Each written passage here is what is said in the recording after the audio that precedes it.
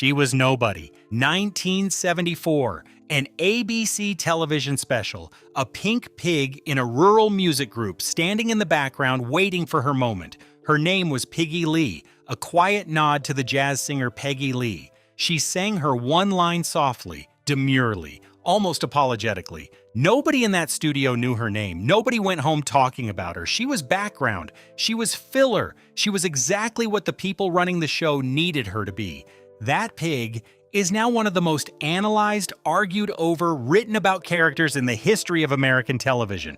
Brooklyn Museum gave her a Feminist award, Gloria Steinem wrote her a speech, Jennifer Lawrence is making her a movie. And the question nobody has ever fully answered is this: was any of that planned? Or did Miss Piggy simply refuse to stay in the background and drag the entire culture along with her?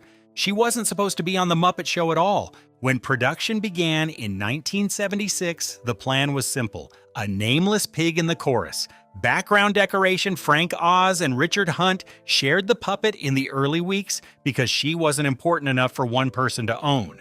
The moment that changed everything wasn't in the pilot. It wasn't even planned. Somewhere in the second season, the script called for Piggy to slap Kermit.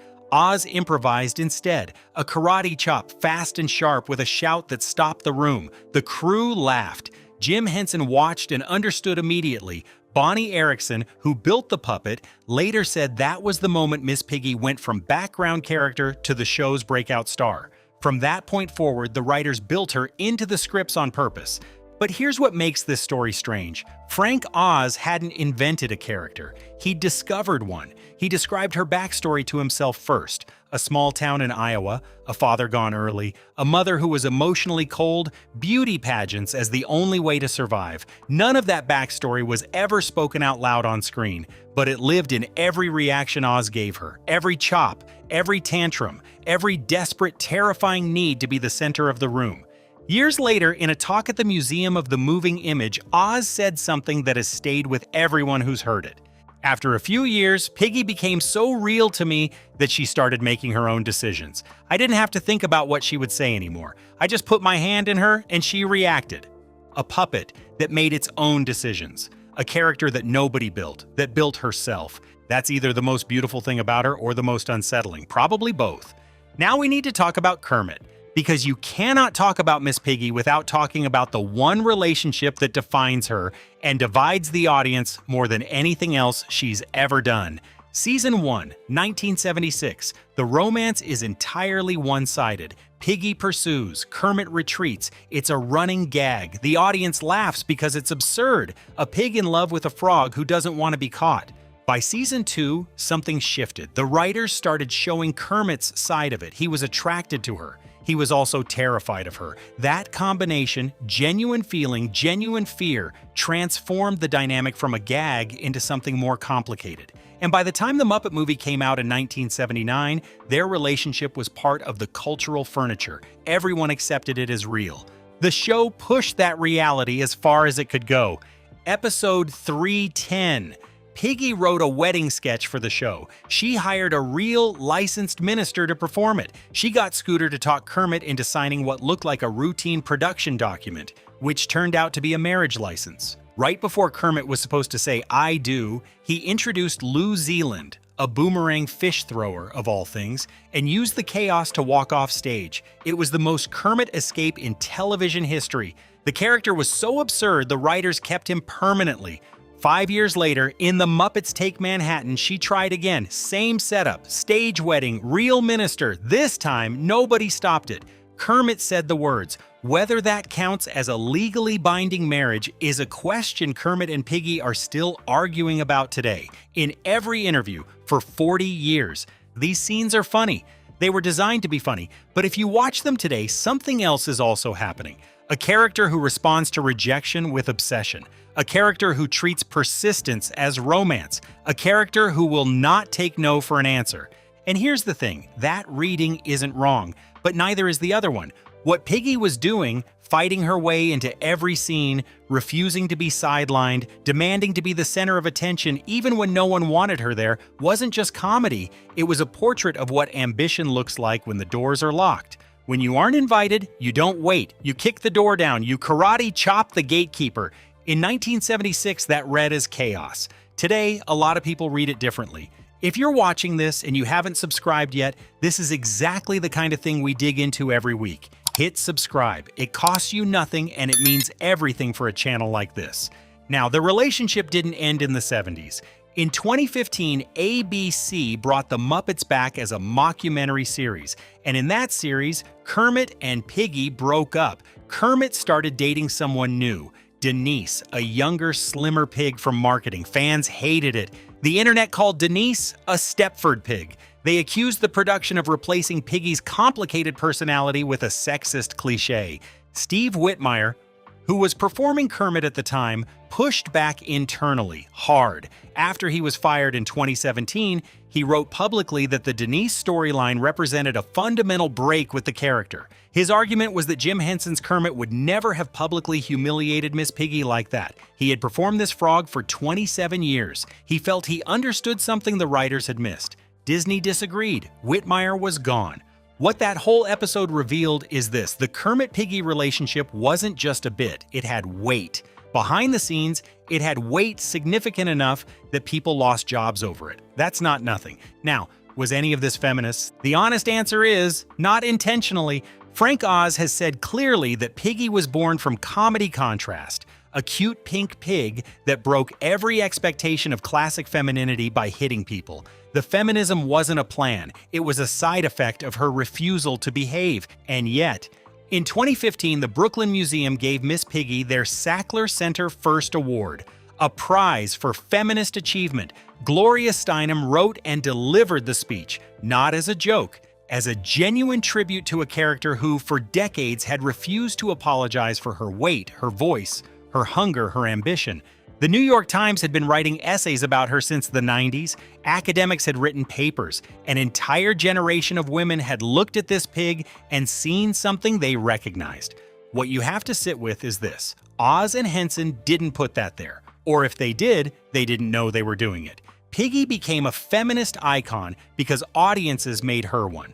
Because something in what she was doing, unplanned, instinctive, built from comedy logic, resonated with the actual experience of women trying to take up space in rooms that didn't want them there. Culture does that sometimes. A character outgrows what the people who made her intended, and then she belongs to everyone. One thing that makes Miss Piggy genuinely unlike any other Muppet is this: she can be multiple people in the same scene. Season 2, Episode 14, Elton John guest stars. Watch what Piggy does across a single episode. She opens as an elegant, French-inflected aesthete in conversation with Elton John. Refined, distant, slightly unbearable. Within minutes, she's backstage threatening Scooter. Then she's in veterinarian's hospital as the hapless, incompetent nurse. Then she's a full operatic diva in tears. 4 registers, 4 completely different characters, all Miss Piggy. Kermit doesn't do that. Gonzo doesn't do that. Fozzie doesn't do that. They are always themselves. Piggy is always someone else, and always herself at the same time. The costumes were part of this. For the films and the public appearances, the designers weren't nobodies. Jeremy Scott, Zach Posen, Marc Jacobs, Vivienne Westwood designed the wedding dress for Muppets Most Wanted in 2014, a couture gown with paillettes made from recycled plastic bottles. Real fashion houses, real craft for a puppet. The construction had constraints. The fabric had to be light enough that Frank Oz could still operate the arm mechanism underneath it. Every sequined gown was an engineering problem as much as a design choice. But the intention was serious. Miss Piggy wasn't dressed like a star. She was dressed as a star. The distinction matters. What the costumes communicate, what the constant register changes communicate, is that Piggy refuses to be fixed. She can be anyone she needs to be. That's not instability. In a world that keeps trying to reduce her to a single category, it's survival. In the early 2000s, Frank Oz started stepping back. He wanted to direct films. He had already made Bowfinger and The Score. The Muppets under Disney's creative direction were not the Muppets he and Henson had built. He didn't call it a fight. He called it a difference in philosophy. Eric Jacobson took over Miss Piggy, and Fozzie, and Animal, and Sam the Eagle. Jacobson is respected. He's good. But something shifted. In the Oz era, Piggy was dangerous. Her comedy came from that specific tension and almost tragic desperation underneath the glamour. The trucker in a dress, as one critic put it, the gap between who she insisted she was and what was actually happening was where the humor lived. Under Jacobson, the edges got smoother. The modern Piggy is more polished, more predictably diva. Critics noticed, particularly around the 2011 film, the subversive quality had been sanded down. In 2021, Oz gave an interview to The Guardian. He said this directly: "I'd love to do the Muppets again, but Disney doesn't want me. They don't want me because I won't follow orders and I won't do the kind of Muppets they believe in. The soul's not there. The soul is what makes things grow and be funny." The soul's not there. That statement raises a question the franchise has never answered. If the person who built a character says she's no longer herself, who decides? Disney owns the trademark. Oz built the person. Those aren't the same thing. Which brings us to now. The 2026 special brought her back at full force. 2 musical numbers. Chaos in the production schedule, a chandelier. She was exactly who she has always been. And a film is coming. Jennifer Lawrence and Emma Stone are producing a Miss Piggy solo film for Disney. Cole Escola, who just won the Tony Award for Oh Mary, a pitch-black farce about Mary Todd Lincoln as a drunk cabaret performer, is writing the screenplay. Lawrence described the creative direction in a podcast with 2 words: fucked up and dark. What that means exactly, nobody knows yet. But Escola has said publicly that the dream version of this project would put Miss Piggy in a world of real humans, not the Muppet ensemble, just her, alone in a room full of people who don't understand what she is. That's either terrifying or perfect, probably both. If the people making this film understand what they have, if they understand that Piggy works because of the tension between her absolute conviction and the world's refusal to meet her there, then this could be the most interesting thing the franchise has produced in decades.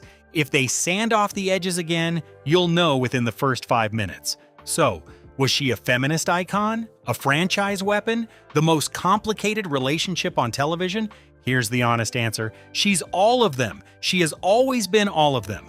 A character who was designed as a chorus pig, who forced her way to the front, who was built from a backstory nobody ever told you, who became a feminist symbol without anyone planning it, who survived 5 decades of changing ownership, changing performers, changing culture, and is still the most argued about Muppet alive. That doesn't happen by accident. The question isn't which version of Miss Piggy is the real one. The question is why she keeps refusing to let you settle on an answer. Tell us in the comments. Feminist icon, franchise problem, or something nobody has named yet? We want to know what you think. And if this is the first video of ours you've watched, there's more where this came from. Subscribe. We'll see you in the next one.